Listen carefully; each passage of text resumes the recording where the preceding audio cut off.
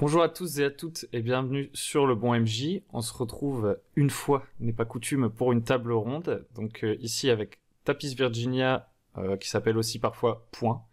On a Erwick et on a Bounia. Ce soir, le sujet qu'on va aborder, c'est jouer en transparence. Donc peut-être que vous ne savez pas ce que ça veut dire, peut-être que vous savez ce que ça veut dire, peut-être que vous le faites sans même savoir comment ça s'appelle déjà de base. Peut-être que vous allez trouver ça regrettable comme sujet. On va voir. Donc ce sera à Tapis, Erwick et Bounia de définir un peu ce que c'est le jeu en transparence selon eux. Mais avant ça, ils vont se présenter. Donc Tapis, je te laisse commencer. T'es déjà venu, mais bon, il y a peut-être des gens qui ne te connaissent pas. Oui, alors bonjour à tous. Je fais des choses diverses et variées. Je fais notamment des fois par hasard, quand j'ai le temps, du jeu de rôle et j'aime beaucoup en parler. Voilà. Ouais, donc moi c'est Eric, alias Erwick. J'écris des jeux de rôle, dont un dernièrement là, c'est pour faire du Stargate. J'ai une petite chaîne YouTube jeux de rôle pour les nuls pour les débutants, et puis j'ai un Twitter. Voilà, j'aime beaucoup parler jeux de rôle, faire du jeu de rôle, jouer au jeu de rôle. Avec Copal, on fait aussi des soirées de découverte pour les débutants. Voilà, c'est vraiment ma passion. Ça fait plaisir de voir des passionnés autour d'une bonne table virtuelle. Euh, et du coup, pour terminer, Bounia. Eh bien, moi, contrairement aux autres, j'aime plus y jouer qu'en parler. Visiblement, eux, ils aiment bien en parler. Moi, c'est pas souvent que j'en parle. C'est une des premières d'ailleurs ici. Et je suis plus MJ que joueur. Et moi, j'adore faire de l'initiation. Donc, j'adore faire des tables. J'ai au moins une table par mois de personnes que je ne connais pas et à laquelle j'initie. Et avec le confinement, ça s'est accéléré. Maintenant que les présentations sont faites, on va peut-être essayer d'éclaircir un peu le sujet qu'on va aborder. Donc on avait eu un doute sur l'ordre de passage puisque Tapis avait l'air d'avoir un avis complètement divergent sur le sujet et c'est lui qui va commencer. Donc Tapis, qu'est-ce que la transparence dans le jeu de rôle? En gros, la transparence, c'est l'idée de dire à haute voix ou de montrer ce qu'on n'aurait peut-être pas envie de montrer ou pas l'habitude de montrer. Que ça soit par exemple des jets de dés qu'on fait cacher, ben, en fait on va les faire devant. Ou un autre exemple auquel on pense pas souvent, c'est de dire à haute voix en fait nos envies lors d'une partie de jeu. C'est-à-dire que par exemple tu dis à ton MJ, est-ce que tu as envie qu'on aille plutôt à droite ou à gauche, tu vois? C'est demander un peu ou dire ah s'il te plaît fais pas trop ça parce que moi ça m'embête par rapport à mon personnage. Dites à voix haute ce que vous pensez par rapport à la partie ou par rapport à des secrets ou par rapport à des jets de dés, ce genre de choses. Ensuite, Erwick. Je rejoins Tapis sur la définition de la transparence. Et moi, il y a un exemple que j'aime aussi beaucoup, c'est que pour moi, jouer en transparence, c'est pas uniquement réservé au maître de jeu qui va pouvoir montrer des choses ou pas, mais c'est aussi en tant que joueur. Moi, l'exemple que j'aime bien souvent prendre pour illustrer le principe de transparence, c'est lorsqu'il y a un traître dans un groupe. On peut très bien imaginer qu'on a un groupe de personnages joueurs, que dedans il y a un traître, mais tout le monde sait que c'est le traître. On sait que à un moment, il va nous trahir parce qu'il est payé par une méga corpo adverse, parce que on a des ressentiments envers son personnage, on lui a fait une crasse, il veut se venger. On sait qu'il va le trahir. Et pour moi, c'est ça la transparence, c'est avoir des choses qui sont normalement secrètes, mais qu'on va dévoiler au grand jour pour différentes raisons. On viendra sur les avantages plus tard, mais voilà, pour moi, la transparence, c'est ça, c'est donner des informations qui, normalement, on garde pour nous, que ce soit en tant que joueur, joueuse ou meneur, meneuse. Ok, ça marche très bien. Et pour terminer, Bounia. Bah, je les rejoins, on est un peu sur la même chose. En fait, pour moi, jouer en transparence, c'est révéler les secrets qui n'ont pas été révélés pendant la partie, et pourtant que ou certains joueurs ont créé par leur background, ou le MG a créé dans son scénario ou sa campagne. Et en fait, si on peut même finir la campagne et ne jamais en avoir entendu parler. Et je trouve ça dommage. Et ça sert en fait pour moi à faire du jeu. Si ces secrets ils doivent être révélés, c'est pour faire du jeu. Si par contre quand on le révèle, ça n'a aucun intérêt. Pour moi, enfin ça c'est pas jouer en transparence, quoi. Ok, ça marché. Donc tout de suite, bah, je propose qu'on enchaîne, qu'on ne diverge pas tout de suite, qu'on élague un peu le truc. Quel bénéfice vous voyez à ça? Pour comment dire, quel est l'effet recherché autour de la table de rendre transparent des trucs qu'on pourrait avoir tendance à cacher derrière un écran de maître du jeu, derrière une fiche de background qu'on retourne et qu'on montre jamais, etc. On va refaire exactement le même tour de table en commençant par Tapis Virginia. Ah, c'est dur d'être premier parce qu'il faut tout défricher. En fait, le truc, c'est que, donc on l'a vu en 30 secondes, la définition de transparence, elle est très large. Donc, à quoi ça sert? Si par exemple, tu me dis, ça sert à quoi de montrer léger? En fait, ça peut être dans l'optique que tu n'as pas envie d'avoir d'illusionnisme à ta table, tu as envie de vraiment jouer au jeu by the book, se dire que si un perso qui meurt, bah, il meurt, voilà. D'être vraiment dans de la tactique aussi, étudier les chiffres peut-être, hein, c'est des exemples comme ça, mais voilà, donc si par exemple on cherche quelque chose d'assez hard, enfin, je sais pas comment dire, on peut réfléchir à faire, à montrer les dés. Après, moi, ce que je défends plutôt, c'est du jeu où en fait, enfin, c'est ma pratique, on va dire, c'est de dire ses envies de jeu. Parce qu'en fait, moi, je joue pas vraiment pour être immergé dans le personnage. Je joue plus pour être immergé dans de la création d'histoire en commun, tu vois, un peu d'émulsion collective par rapport au fait de créer une histoire. Ce qui fait que moi, ce qui est important pour moi, c'est de comprendre ce que les autres ont envie durant le jeu. Et voilà, de demander est-ce qu'il y a des trucs que tu as envie encore de faire? Moi, j'aimerais bien faire ça, je dois vous avouer, ou ce genre de choses. Donc, d'être très transparent par rapport à ça. Et l'avantage que j'y trouve, bah, c'est de réussir plus facilement à faire des histoires qui répondent à un maximum d'envie des gens autour de la table. C'est pas forcément une histoire, on reviendra sur les côtés peu négatifs plus tard sans doute. C'est pas forcément une histoire où tu vas être le personnage, mais c'est une histoire où tes envies d'histoire en fait va subvenir plus facilement s'il y a du respect collectif autour de la table. Ok, ok, ça marche. Alors je pense qu'on reviendra sur ça après, mais on va faire le tour de table entier. Ensuite, Airwick. Oui, donc pour moi, le principal avantage, Bounia l'a résumé en une phrase, ça crée du jeu. Pour moi, la transparence, l'avantage, c'est que ça va créer du jeu supplémentaire. Un secret d'un personnage dans son background, si personne ne le sait à part le maître de jeu, ça crée pas de jeu. Ça crée pas de scène, ça crée pas d'histoire, ça crée pas de dénouement, ça crée pas d'intrigue, ça crée pas d'interaction. Je trouve ça dommage pour moi. Le fait que je joue en transparence, c'est souvent pour créer du jeu supplémentaire, parce qu'en dévoilant des secrets, on va jouer avec. On va pouvoir mentionner ce secret, on va pouvoir jouer à le découvrir aussi. Nous, en tant que joueurs, on sait que son personnage a un secret, il va nous donner des indices et puis on va essayer de jouer la scène, jouer l'histoire de comment est-ce qu'on arrive à découvrir le grand secret de ce personnage. Alors que nous, en tant que joueurs autour de la table, on sait très bien c'est quoi son secret. On va pouvoir comme ça jouer au fur et à mesure, à mettre des fusils de Chekhov dans le premier scénario, puis en reparler à la fin de la campagne, et ça crée du jeu. Donc c'est pour ça, moi, le principal avantage, le côté vraiment positif du jeu en transparence, c'est créer du jeu supplémentaire en jouant avec les secrets et les zones d'ombre et tout ce qui n'a pas été, tout ce que normalement on garde pour soi, que ce soit en tant que joueur ou meneur de jeu. C'est un peu comme dans un film. C'est-à-dire, dans un film, on peut tout à fait apprécier l'histoire en sachant les secrets de certains personnages, et il n'y a pas que le plaisir du plot twist, en fait. Il y a toutes les scènes, les flash-forward, les flashbacks, tout ce genre de trucs, en fait. Ça peut faire partie un peu de ça. Mais on reviendra après, je suis en train déjà de diverger. Bounia. Exactement ce que vient de dire Erwick, donc du coup, ça va être redondant si je recommence. Par contre, j'avais une question pour Tapis.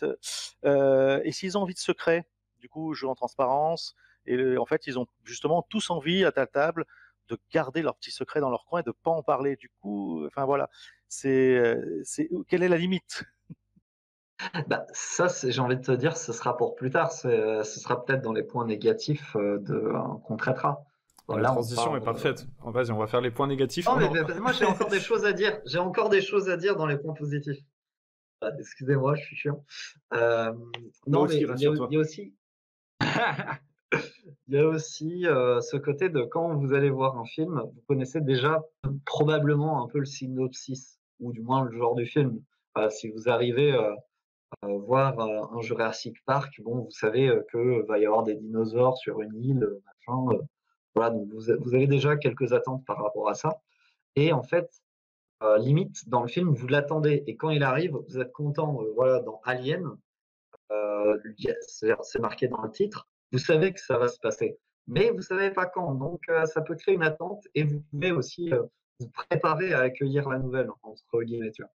Jouer à la transparence en racontant, en spoilant entre guillemets des trucs avant que la partie commence, ça peut générer ce genre de truc. Ça peut être mal, on en discutera plus tard. Moi, j'ai déjà vécu des cas où justement le MJ dit, par exemple, au début de la partie, ça m'est arrivé, dans cette partie, vous allez rencontrer quelqu'un qui veut devenir un oiseau. Et il va avoir besoin d'aide, et ce serait cool si vous alliez l'aider. Nous, on jouait, on n'y réfléchissait plus. D'un coup, c'était mon personnage qui rencontrait ce personnage-là. Là, tu vois, j'étais dedans, j'étais prêt à y aller, tu vois, parce que je savais qu'il y avait quelque chose à développer. Et du coup, ça m'a vraiment aidé d'avoir ça. Et le fait qu'ils me disent avant, ça m'a permis de préparer un peu, tu vois, de réfléchir aux thématiques par rapport à ça, ce genre de choses. Voilà, donc moi, je vois aussi cet avantage de dire avant pour une sorte de préparation pour les joueurs. Du coup, ça soulève déjà une question. Bon, c'est un peu une question dialectique qui a peut-être pas trop d'importance au final.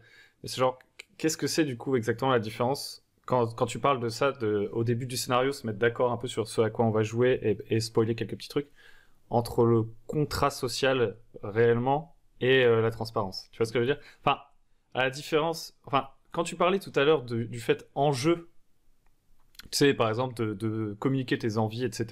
Là, la différence est plutôt nette, parce qu'en général, on a tendance à placer le contrat social comme des sortes de trucs sur lesquels on se met d'accord avant de commencer à jouer. Mais du coup, dans ce dont tu parles là, de faire des sortes de petits spoils pour que l'enjeu, ce soit plus tellement la surprise, mais plutôt rendre cinématique la scène où va arriver cette surprise, justement. C'est quoi la différence? Ça m'a fait beaucoup rire parce que là, je suis dans une communauté où justement on remet beaucoup en question le contrat social, comme quoi c'est une notion qui est vraiment très large et du coup qui peut plus ou moins tout et rien dire. Donc, est-ce que ça fait partie du contrat social? Bah, si ta définition du contrat social, c'est ce dont on se met d'accord avant le jeu, ça fait partie du contrat social. Mais est-ce que si ça fait partie du contrat social, c'est pas du jeu en transparence? Bah non, pas du tout. Enfin, pour moi, d'après mon avis, non. Qu'en fait, le principe de la transparence, vu que plus ou moins ce que j'ai compris, c'est voilà, de ne pas cacher certains éléments des joueurs, que tu le fasses au début de la partie, pendant, etc. Donc c'est des pratiques différentes, mais ça appartient au même type de jeu qui est le jeu en transparence. Ok, Je ne ok. sais pas si j'ai bien répondu à ta Si, question. si. Et d'ailleurs, on va pas épiloguer parce que c'était justement une question un peu. Genre, juste on joue avec les mots, quoi. Est-ce qu'il y a d'autres avantages auxquels vous pensez avant qu'on fasse un petit tour de table sur les Ouais. désavantages? Du coup, moi je vois un gros avantage aussi, c'est la fluidité dans les parties, parce qu'un truc moi que j'aimais pas quand j'étais plus jeune et que beaucoup d'MJ faisaient surtout à Vampire, c'est les apartés.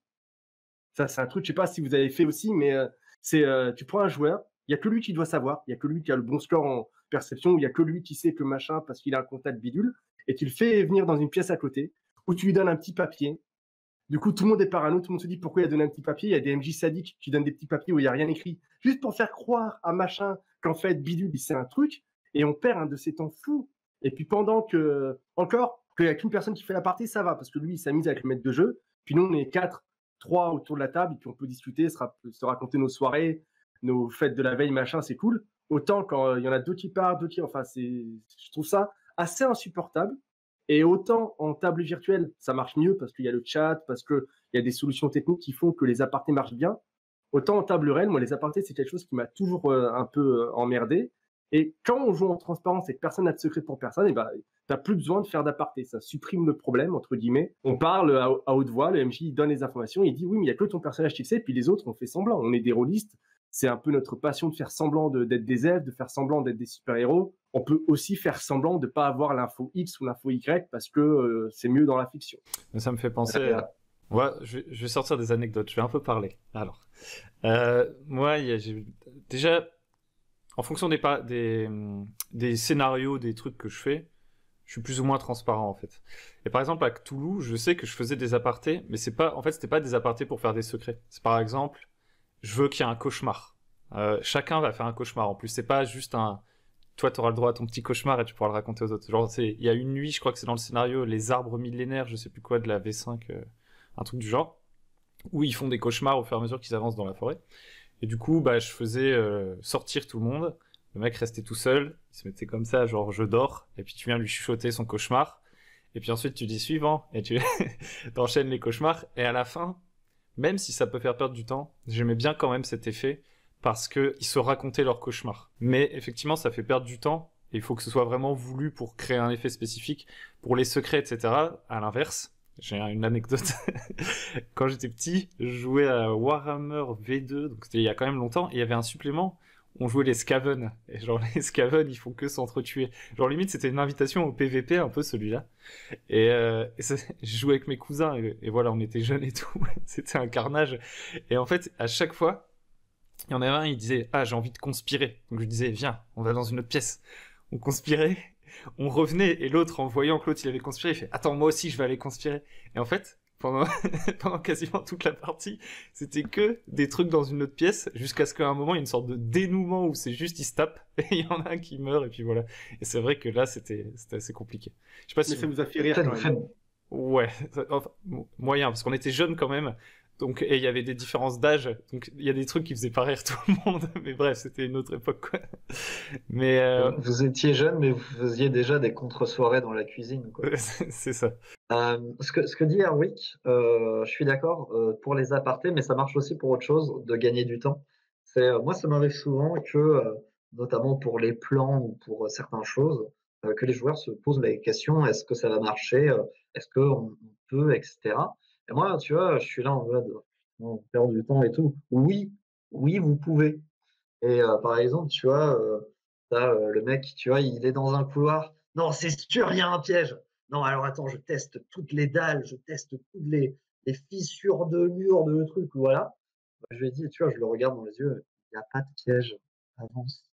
Vraiment, on gagne genre 15 minutes sur la partie, quoi.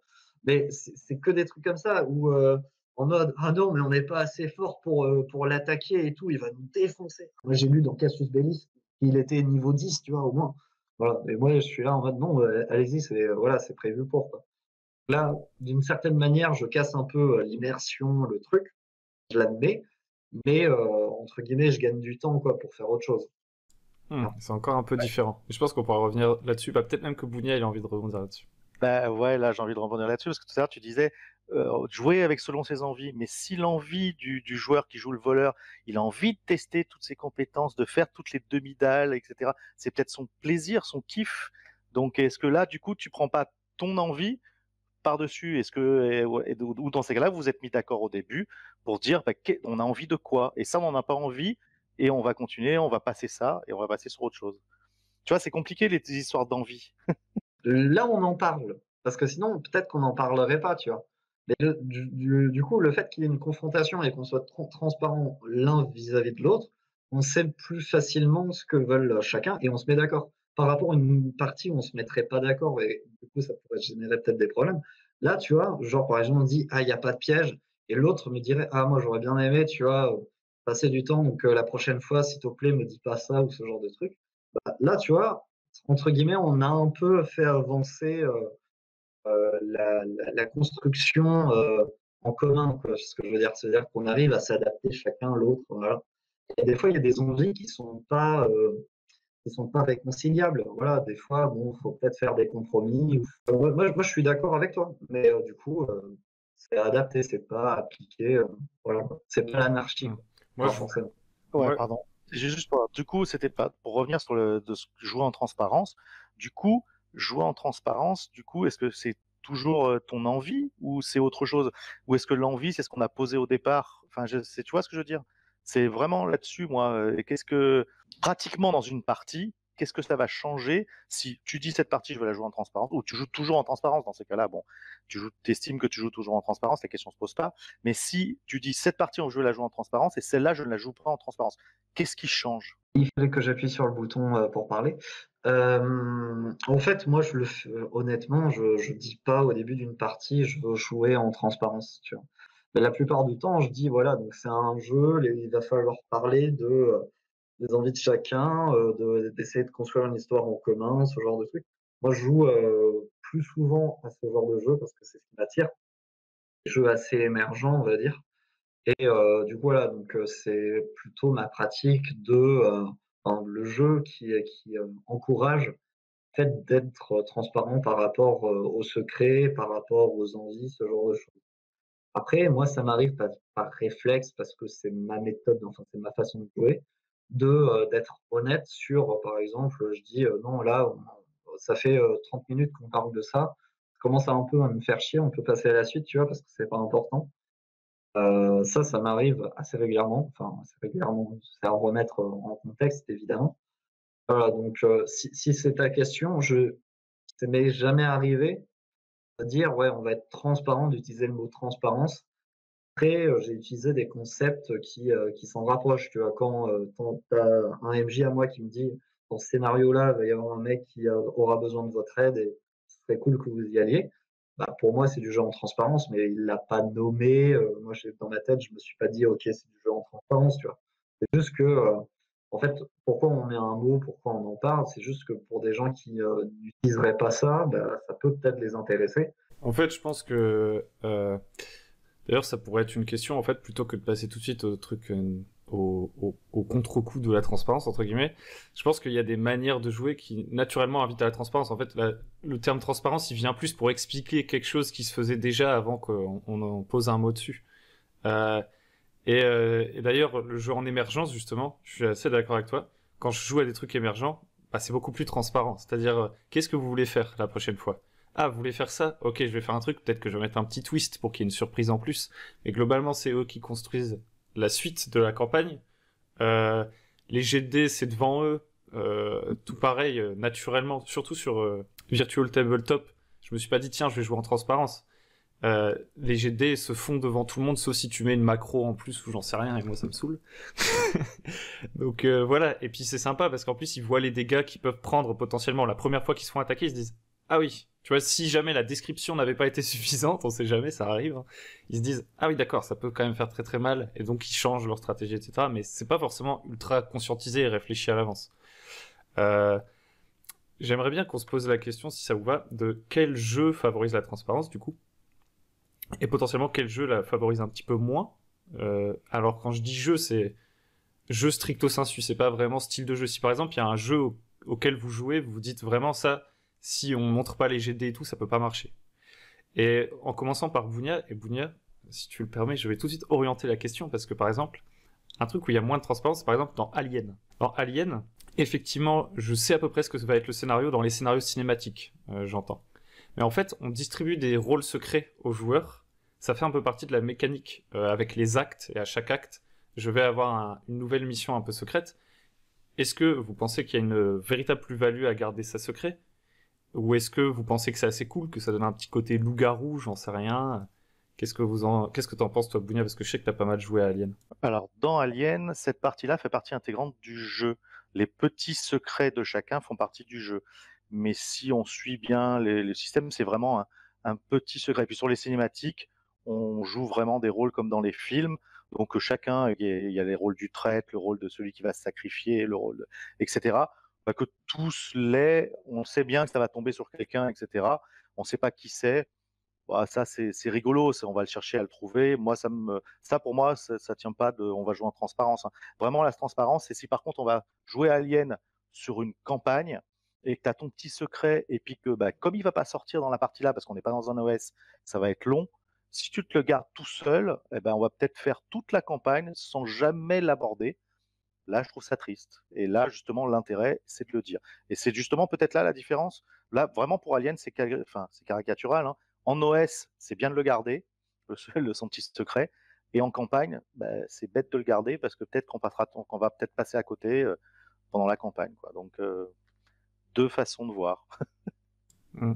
Ça me fait penser à une campagne tout pareil. Donc pour le coup, j'avais un joueur pendant un moment. À chaque campagne, il voulait des secrets pour son personnage. Et bon, des fois ça marchait, mais souvent ça créait des sortes de frustration. C'est-à-dire qu'on parlait à mi-mot. Alors au bout d'un moment, j'avais migré sur un autre système. Au début, on faisait des apartés. C'était pas terrible. Et du coup, finalement, les autres joueurs, presque, plus que leur personnage, avaient envie de le tabasser pour qu'il dise son secret, tu vois. Mais ça n'avait plus aucun sens, donc on a arrêté. Au bout d'un moment, on communiquait. Par exemple, s'il parlait avec un PNJ en secret, on parlait à voix haute devant tout le monde et tout le monde devait faire comme si. Mais sauf qu'au final, ils se séparent quand même du groupe à chaque fois dans la fiction, alors que le reste du groupe est plutôt soudé. Donc les gens finissent par se poser des questions et voulaient le garder quand même, peut-être pour créer un effet spectaculaire le jour où il révélerait son truc, mais c'était un peu triste parce que c'était un jeu un peu politique au final. Et en fait, il jouait sur sur deux plans. Et en fait, la campagne s'est beaucoup mieux passée à partir du moment où une fois, je lui ai dit en débrief, ce serait cool que tu finisses par révéler ton secret, ça va créer du jeu. Parce que là, pour l'instant, c'est juste une sorte je sais pas, de plaisir pas égoïste, mais je sais pas comment dire, genre, on parle à deux, les autres ils nous écoutent et ils font bon, ils ont terminé leur truc, ok, on reprend la partie. Il y a un peu de ça, quoi. Du coup, Airwick, toi, est-ce qu'il y a des jeux pour lesquels, alors, il me semble que toi tu joues vachement en transparence. Est-ce qu'il y a des types de jeux où, je sais pas, où tu penses que c'est même nécessaire, voire fondamental, obligatoire, quoi. Des types de jeux, non. Moi, je vois des jeux qui favorisent. Par exemple, quand dans Monster of the Week, tu as des moves du MJ, parce que le MJ a ses propres moves qui s'appellent montrer une menace hors champ, c'est de la transparence. On te dit, MJ, montre une menace qui est hors champ, que les personnages ne sont pas censés voir, mais montre-le aux joueurs pour faire un teasing, pour leur donner de l'information, jouer sur l'ironie dramatique. Et il y a plusieurs jeux comme ça qui vont jouer à favoriser la transparence ou à donner des informations. Et à l'inverse, t'as des jeux, mais j'arrive pas à trouver de jeux. Je sais pas, genre For the Queen. For the Queen, finalement, le jeu. Justement, j'allais en parler. Le jeu ne t'invite même pas au secret, en fait. À aucun moment, tu peux faire un truc secret. Enfin, si, tu peux avoir une idée derrière la tête et la révéler sur la dernière question, peut-être. Ouais. Tout à fait, ouais. Mais d'un autre côté, tu sais pas forcément les questions sur lesquelles tu vas tomber. Donc, Non, et puis même si tu le gardes secret pour toi, ça existe pas.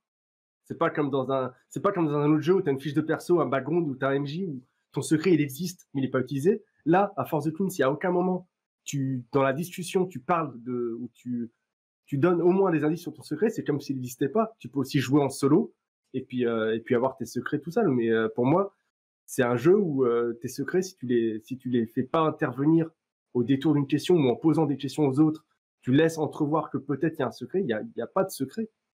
Ça existe même pas. Donc après, il y a des jeux où les secrets, c'est plaisant. Je sais qu'à Vampire Masquerade, on faisait beaucoup d'apartés parce que c'est toujours plaisant de faire des coups de pute. Paranoia, je connais que deux noms, j'y ai pas joué, mais pareil que c'est vraiment un jeu où on s'amuse avec les secrets des autres. Donc je sais qu'il y a des jeux qui, sans défavoriser la transparence, ont vraiment une partie ludique, une partie gameplay sur les secrets, sur les coups de pute. Et ces jeux-là, c'est peut-être perdre un peu du charme de jouer en transparence. effectivement. On risque de perdre une partie du plaisir peut-être. C'est vrai, là, on commence à boucler la boucle. On va revenir là-dessus après. Je pense aussi à comment ça s'appelle. En fait, quand t'as dit tant qu'on ne le dit pas, ça n'existe pas, ça m'a fait penser à un autre truc. C'est un truc que souvent, pour les MJ qui aiment bien créer des gros univers et tout, j'ai envie de faire un peu un parallèle. C'est comme les MJ qui créent un lore massif. Les gens, ils sont là, ils font vous voulez visiter mon univers? Allez, les gars. Tu vois, genre, ils ont une bête. Et en fait, ils ne montrent pas assez ce qu'il y a dans l'univers pour que ça se révèle canon, en fait, dans l'histoire et que ça ait un sens. Donc, du coup, ça peut être un délire d'aimer créer un univers, mais dans la partie, tant qu'on n'en parle pas, ça ne sert à rien. Et s'il n'y a pas d'accroche, on peut pas non plus tellement aller dessus, quoi. Donc, c'est un peu la même chose avec les secrets des personnages.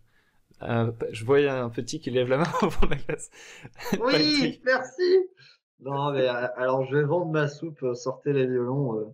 Donc ouais, moi je fais une chaîne YouTube qui parle notamment d'idées, voilà, sur la création de jeux et notamment d'univers.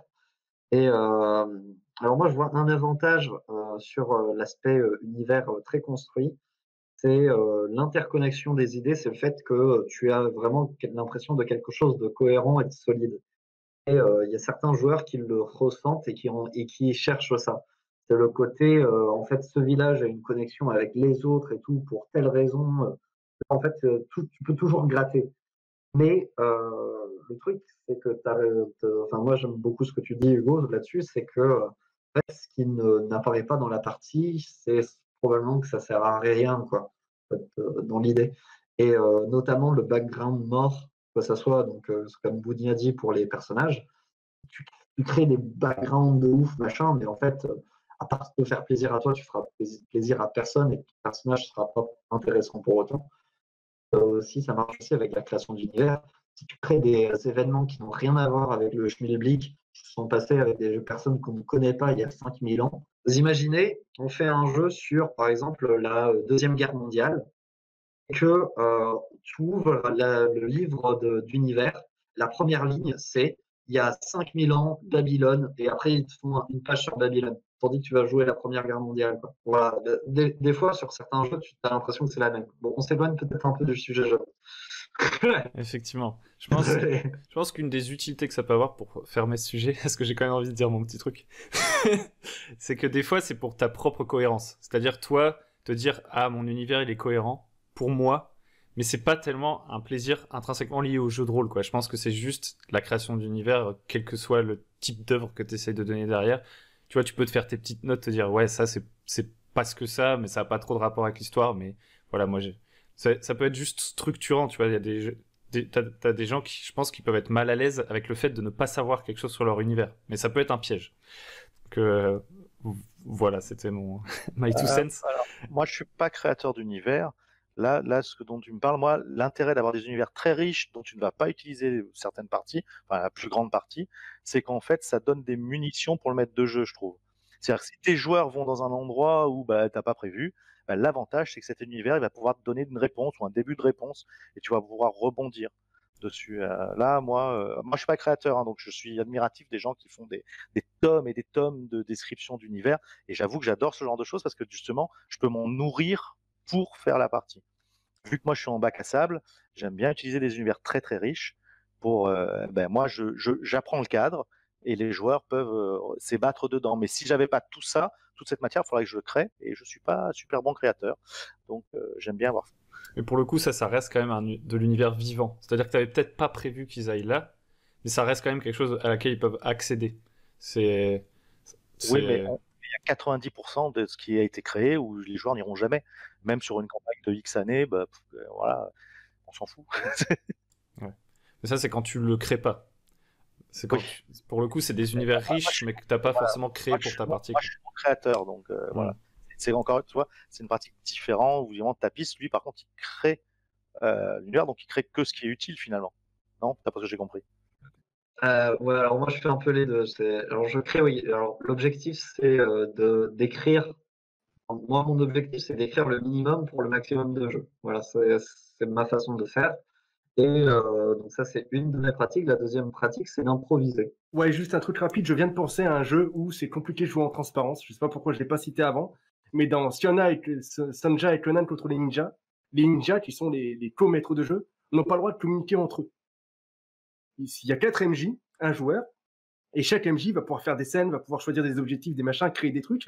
Mais l'une des règles du jeu, c'est que les ninjas, comme les ninjas c'est fourbe et tout, ils n'ont pas le droit de communiquer entre eux. Du coup, tu peux pas être transparent avec les autres MJ. C'est juste pas possible. Le jeu, dans ses règles, il te l'interdit. T'as pas le droit de communiquer avec les autres ninjas. Tu peux pas, quoi. Je vois pas comment est-ce que tu pourrais Bah, c'est marrant parce que moi j'ai joué à ce jeu et on m'avait pas du tout parlé de cette règle.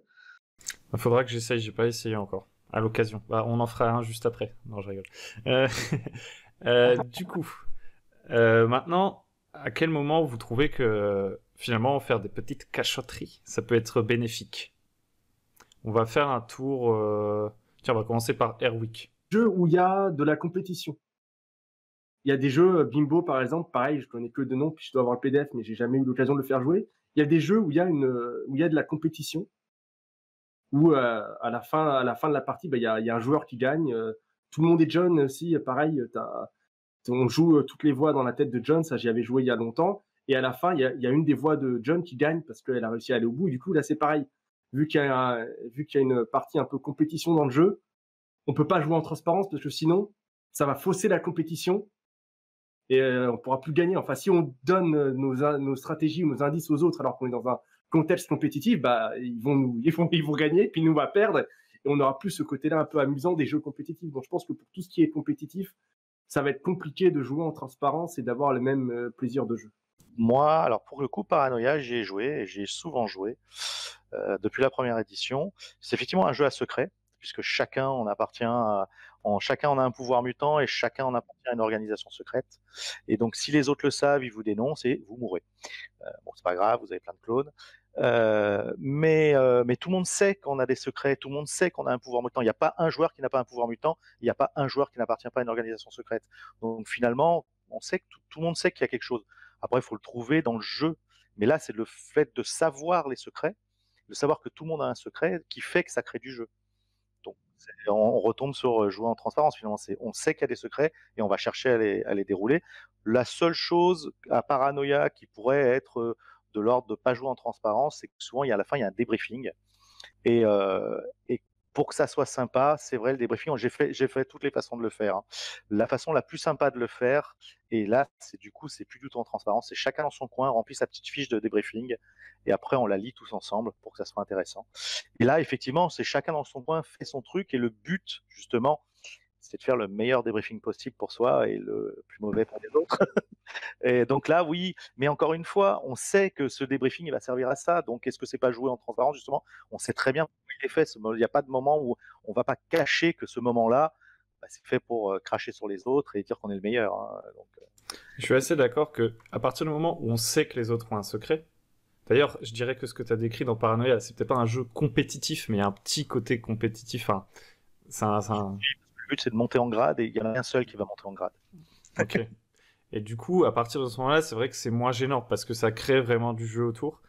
Vraiment, moi, je pense le truc, et d'ailleurs, tu avais abordé tout à l'heure Airwick, qui est terrible, qui est difficile à mettre en place, et pourtant c'est très tentant parce qu'en termes d'histoire et tout, c'est les traîtres. Hein. Les traîtres, mais on reviendra après là-dessus. Parce que les traîtres, pour le coup, en général, si tu ne sais pas qu'il y a un traître dans le groupe, ça peut être tu peux penser que ça va faire un effet incroyable le jour où il va y avoir un traître et tout le monde va faire oh c'était trop bien et tout. Peut-être que c'est déjà arrivé.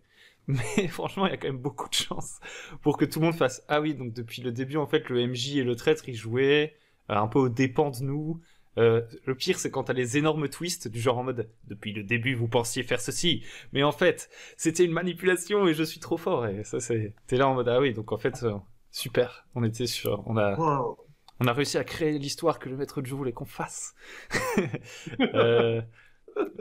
mais du coup, on va aller sur les désavantages Tapis.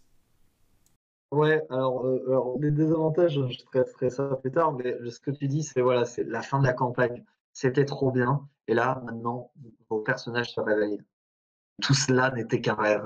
Voilà, bah, c'est à peu près le même sens. Tu vois, si tu cherches de la trahison, ça c'est de la trahison, mon pote. Moi, ce que j'aime bien prendre comme exemple, c'est l'exemple des acteurs, des acteurs de séries, de cinéma. Bon, à part Je suis ton père, on lui a menti, on lui a pas donné la bonne réplique pour le forcer à avoir la surprise. La plupart du temps, les acteurs savent ce qui va arriver ensuite. Ils savent que à la fin du film, en fait, le grand méchant c'est celui-là, et du coup, c'est ce qu'on appelle l'ironie dramatique. Ils jouent sur leurs émotions, sur leur dialogue, et c'est quelque chose aussi qu'on peut faire en tant que joueur. On n'a plus la surprise, mais on peut mettre en place des éléments pour faire comprendre soit on fait de l'actual play, on fait comprendre aux auditeurs, mais on peut aussi faire comprendre à des téléspectateurs imaginaires que il se passe des trucs bizarres, un tel il a fait ça, ou alors on peut s'amuser avec le traître. Tiens, il y a tel plan génial, ce serait tellement drôle qu'il foire notre plan génial. Et ben on va aller voir le traître, on va lui demander de l'aide pour notre plan génial, et on sait qu'il va foirer le plan génial puisque c'est le traître.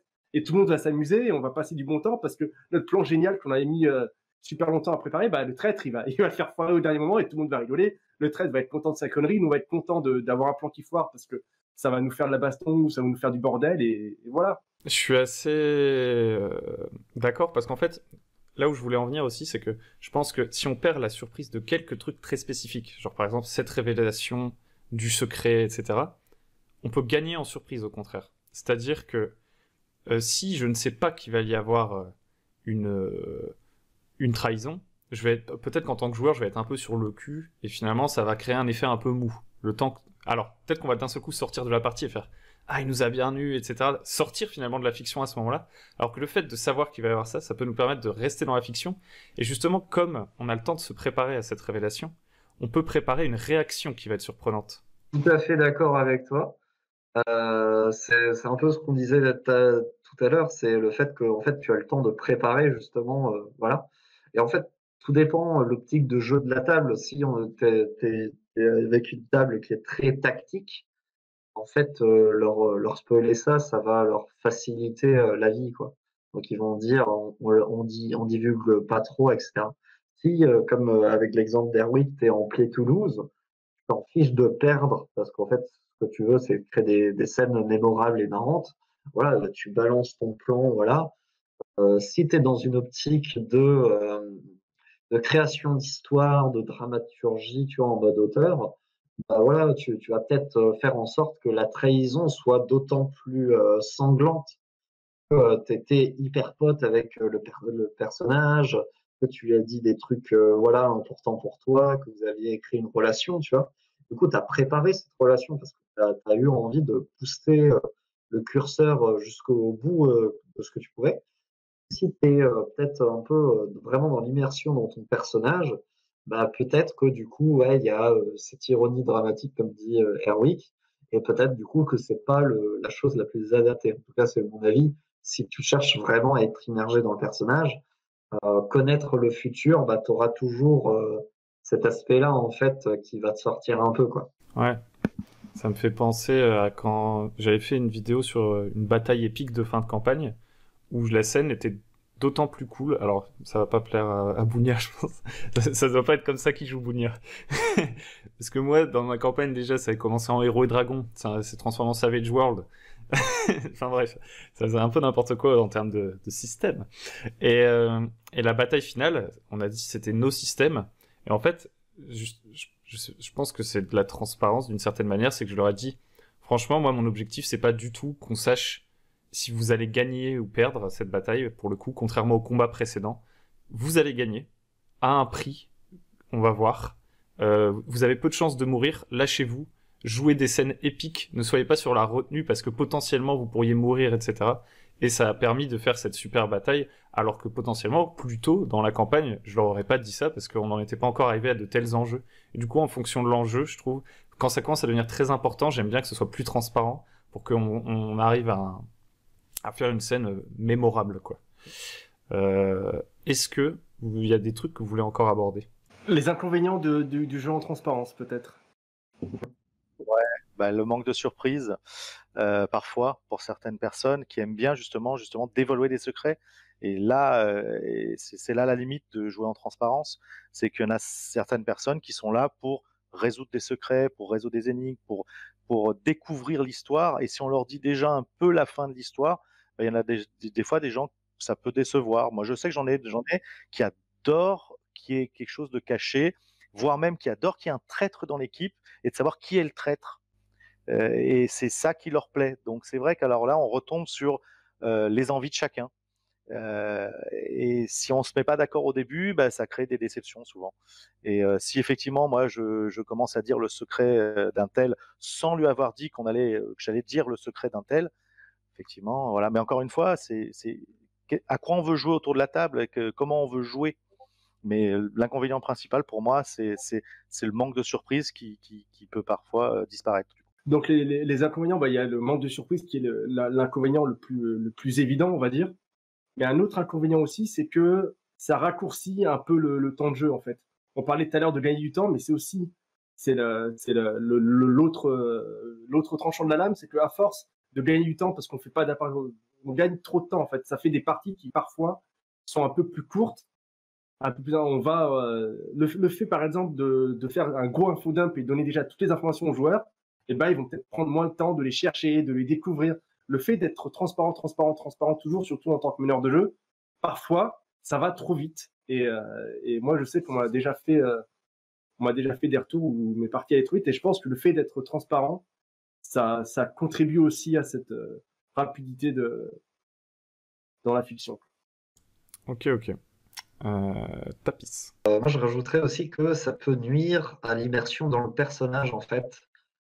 À partir du moment où, justement, tu sais des choses que ton personnage ne sait pas.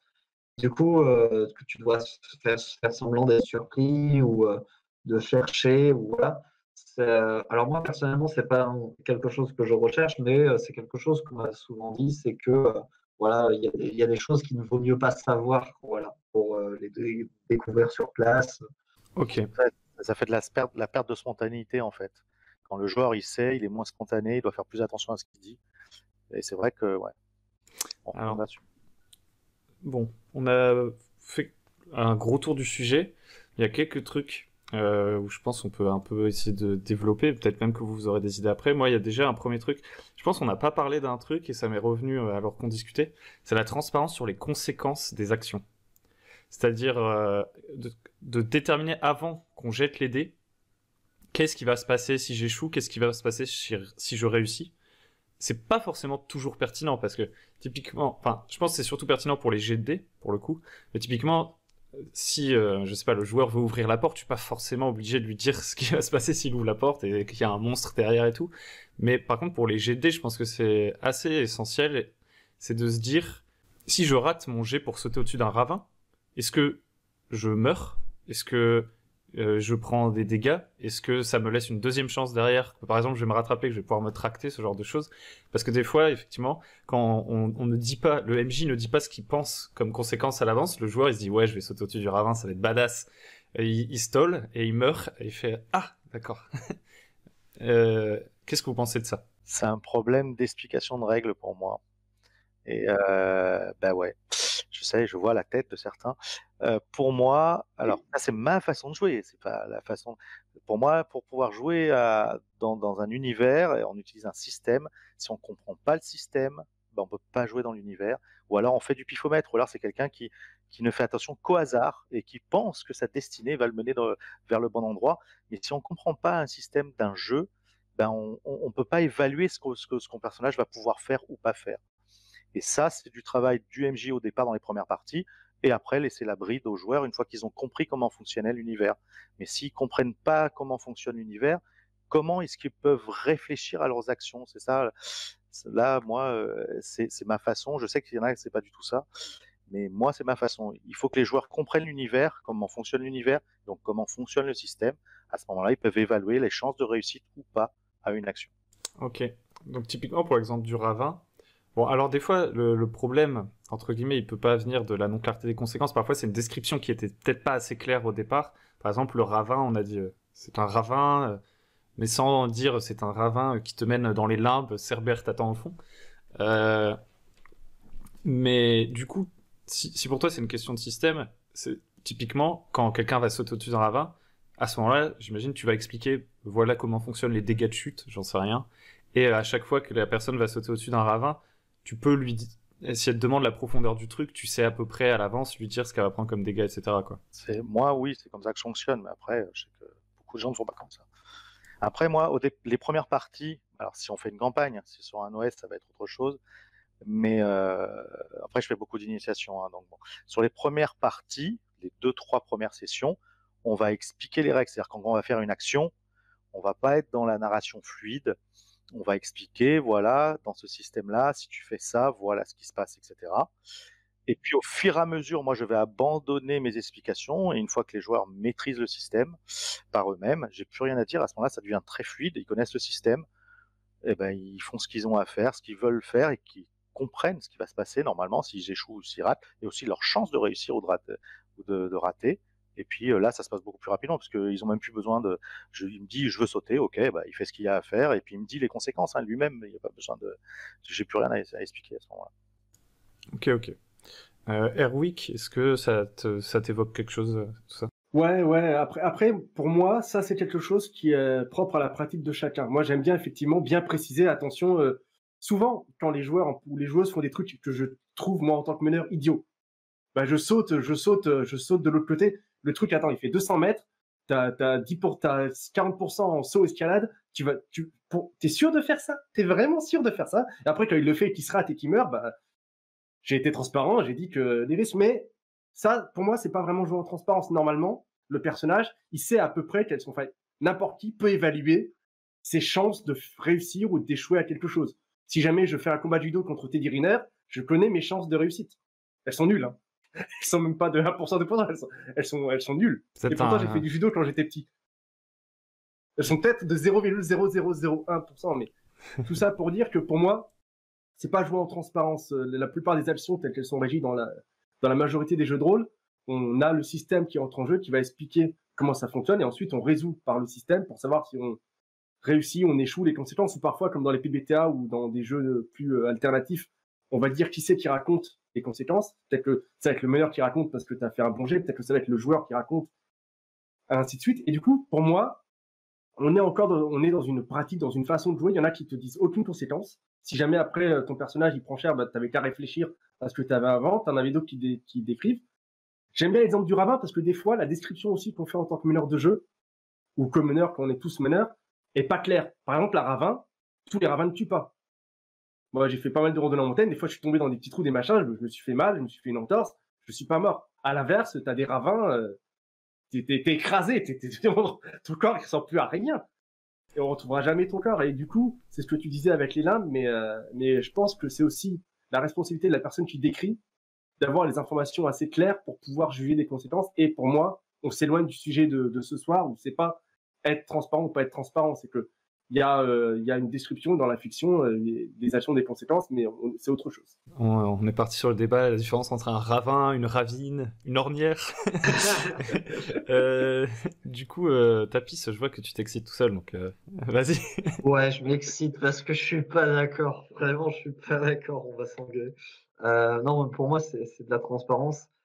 Je répondrai que vraiment, même dans Rollmaster, la simulation est pas absolue, quoi. Donc, il y a toujours une part d'appréciation, il y a toujours une part où des fois c'est pas marqué dans les règles. Je crois pas avoir vu dans pas mal de jeux, il n'y a pas de précision sur les dégâts liés à la noyade, aux chutes ou au fait de mal parler à un PNJ, quoi. C'est pas marqué, tu vois, en mode t'es sûr de lui dire ça? Mais attends, je t'explique, parce que si tu lui dis ça, alors on va faire un jet, soit il le prend bien, il va faire ce que tu lui demandes, soit il va te défoncer, tu vois, ou ce genre de truc. Et, euh, et c'est bien aussi de reposer un peu le niveau d'agentivité, c'est le terme pour dire les capacités d'agir dans le monde fictionnel, quoi, de la puissance entre guillemets des personnages et dans quelle catégorie on se place, tu vois. Que dans certains jeux, on se dit ouais, on est vachement épique. Tu te jettes, tu vois, d'un ravin pour aller rejoindre l'autre partie. Mais si tu fais ce signe-là avec des flammes dans ton dos, mec, ça passe, tu vois. Et dans d'autres jeux, on dirait mais t'es fou, tu sais, au bout de 3 mètres, t'es déjà mort, quoi. Et voilà, donc moi je pense qu'il n'y a pas, enfin dans beaucoup de jeux, il y a beaucoup de questions laissées sans réponse à l'appréciation du MJ. Donc, le système ne répond pas à tout, notamment dans les PBTA, comme on en a parlé, etc. C'est bien aussi de replacer, de recontextualiser pour certaines personnes. Il ne faut pas que ça soit une menace. Parce que si c'est une menace, c'est pas intéressant. Si, ok, tu te foires, d'ailleurs tu vas prendre cher, autant lui dire, non, ça me dérange que tu fasses ça, tu vois. Je trouve ça plus honnête par rapport à la personne. Et ça, du coup, pour le coup, c'est être transparent. C'est, s'il te plaît, ne sois pas, comment on appelle ça, impoli face au roi, c'est un personnage important. Personnage, très probablement, il tient à la vie. J'ai pas envie de te mettre une conséquence foireuse juste parce que tu as envie de rigoler, quoi. Ouais, Donc, bon, tu vois, je trouve ça important en termes de transparence. Et ça peut être utile. Je le fais pas souvent, j'avoue, mais pour moi, c'est dans la démarche de transparence, ça peut être intéressant. moi j'avoue que je suis assez d'accord avec toi. En fait, c'est vrai que des fois, il y a des choses qui nous semblent acquises parce qu'il y a des genres fictionnels qu'on connaît très très bien. Si on joue avec quelqu'un qui connaît un peu moins bien ce genre, bah, des fois, il se fait un peu moins une idée de ce qui est, de ce qui est de l'ordre du possible, de ce qui est dangereux ou pas. Et j'ai envie de vous proposer un cas pratique, un cas d'école, un peu par l'absurde. Mettons, je croise Neo de Matrix dans la rue. Franchement, c'est juste un mec avec une tenue en cuir et des lunettes de soleil, tu vois. Je sais pas que si je lui mets une patate, il va me défoncer. Et d'ailleurs, dans la fiction, il n'y a pas forcément d'indice. C'est-à-dire, ça c'est un cas intéressant. Vous savez, c'est le coup un peu de l'assassin. L'assassin qui paye pas de mine. Et en fait, derrière, vous avez un PNJ niveau 50 000. Et les joueurs, ils le savent pas. Et donc, ils tentent un truc contre lui, ils se font défoncer. Donc, évidemment, je pense que moi, ce que je ferais, c'est que je ferais des trucs un peu cinématiques pour ne serait-ce que leur suggérer que ce mec a l'air dangereux. Tu sens quelque chose quand t'es près de lui, ce qui dans la réalité n'arrive pas, hein. Ça n'arrive que dans les films ou dans la fiction. Genre tu croises un mec dans la rue, tu fais pas il a une aura de mort. Genre non. Comment vous gérez ça? Ça peut être intéressant. Si quelqu'un après j'avoue c'est un cas d'école. Je sais pas. Après, face à ton cas d'école, c'est que Après, ça dépend si ça crée du jeu, si c'est, enfin, ce que tu vises avec ça. Et si tu mets un PJ niveau 50 000 et que tu sais pertinemment que ta table, ben, ça va l'exciter de voir ce monsieur en cuir, parce que justement il est en cuir, et c'est voulu de ta part dans ces cas-là, c'est que tu veux faire un effet, tu veux faire quelque chose. Donc, enfin, je pense pas qu'il y ait des MJ qui posent exprès un truc niveau 50 000 avec une petite cerise sur la tête juste pour que les joueurs l'attaquent et meurent. Bon, peut-être les sadiques, mais enfin, c'est pas les plus nombreux, je pense pas. Voilà. Mais après, moi, l'effet, je l'ai eu. Hein. Je joue à des jeux japonisants, Bushido, là, pour ne pas le citer, et quelqu'un qui n'a pas l'habitude de ce jeu-là vient jouer à la table.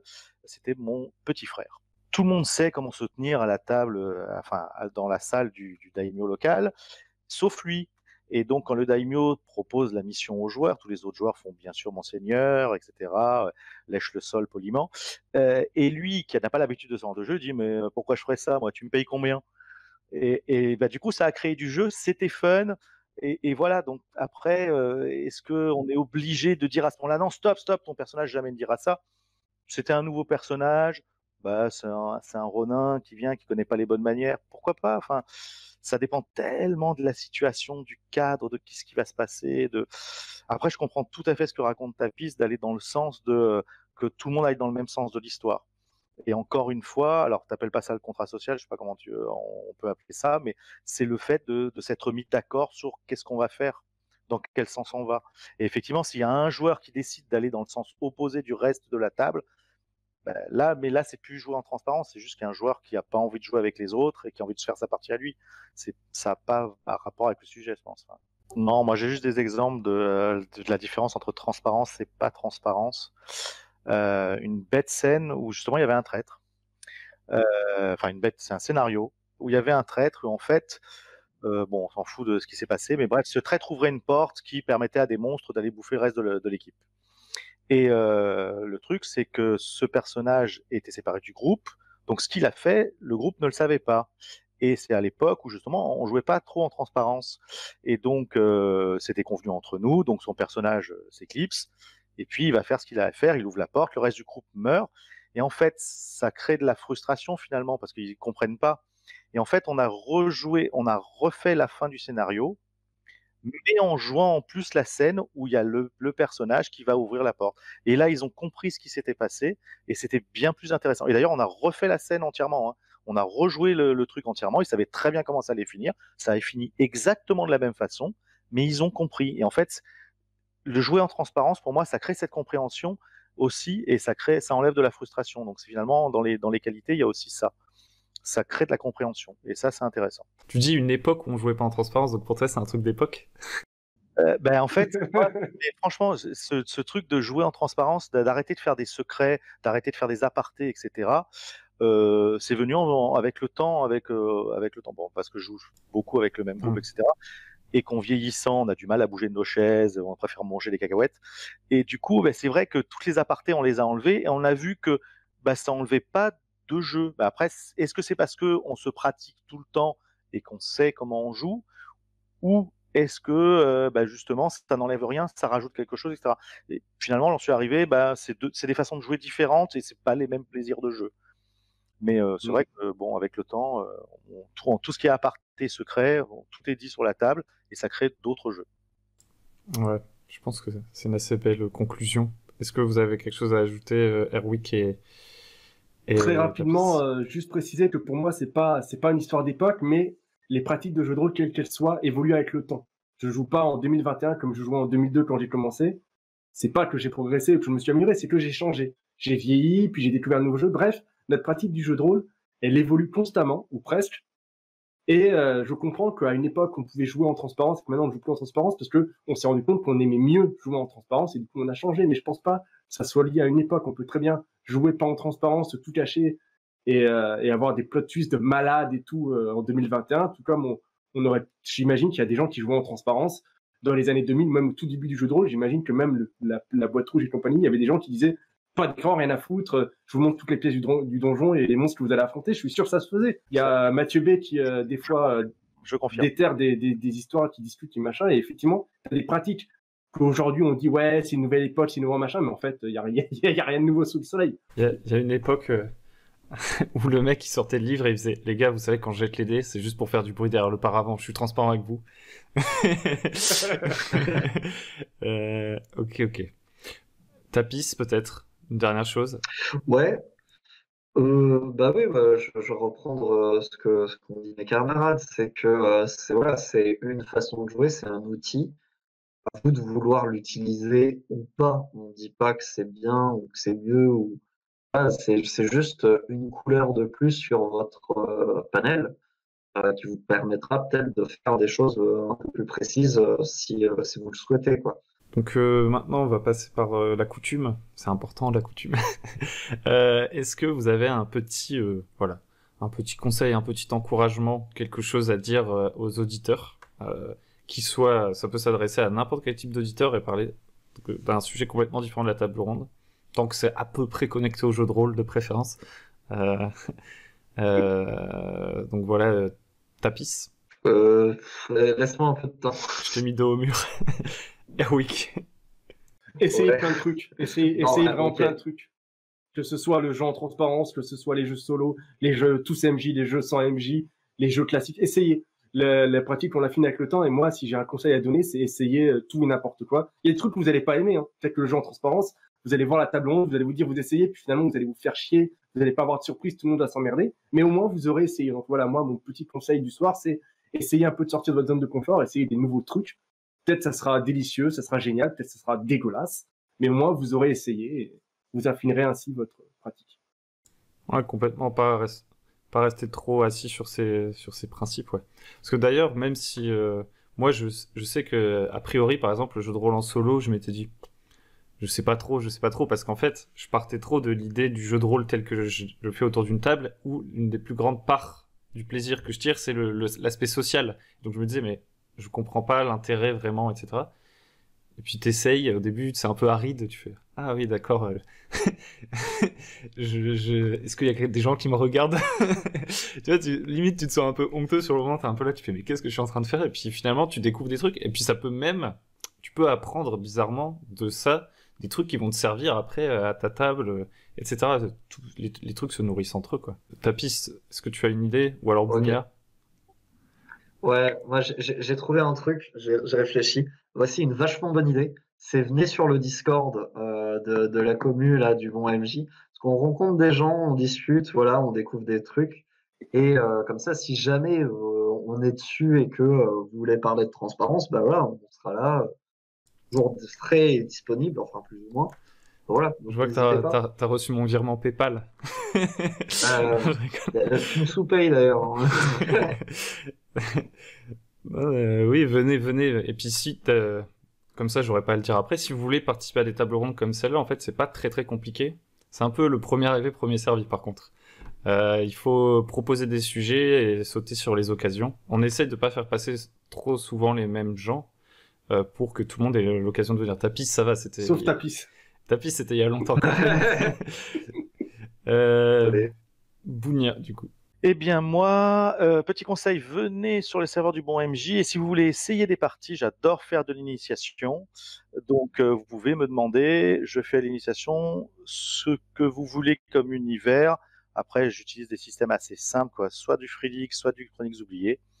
Et puis bah, c'est parti, vous n'osez pas faire du jeu de rôle, ben, moi avec plaisir, je vous fais une table et on joue ensemble. Voilà. Ouais, je confirme des très bonnes parties avec Bounia. On a bien rigolé. Je suis déjà mort 3 fois dans une partie avec Bounia. T'as la même partie, tu veux dire? Ouais, sur du Alien, j'ai épuisé tous les PNJ de rechange. Mais après, j'aime bien Play Toulouse. Mais bref, on va s'arrêter là. Du coup, voilà, bah, c'était un plaisir, cette petite table ronde. Je trouvais que c'était un sujet vachement sympathique. J'espère que tout s'est bien passé pour vous, Tapis, Erwick et Bounia. Vous n'avez pas souffert, tout va bien. Du coup, on va s'arrêter là. Si vous êtes encore là, bah, merci beaucoup parce que on sait bien que le format est assez long. N'hésitez pas à liker, à vous abonner, à mettre la cloche, enfin à faire tous les trucs qu'on dit à chaque fois, quoi. Ça fait plaisir, ça aide. Et à venir du coup sur le Discord pour discuter de vive voix à l'occasion. Et puis voilà, c'est tout. Bonne soirée, bonne journée. Je ne sais pas dans quel espace spatio-temporel vous trouvez. Au revoir et à très bientôt.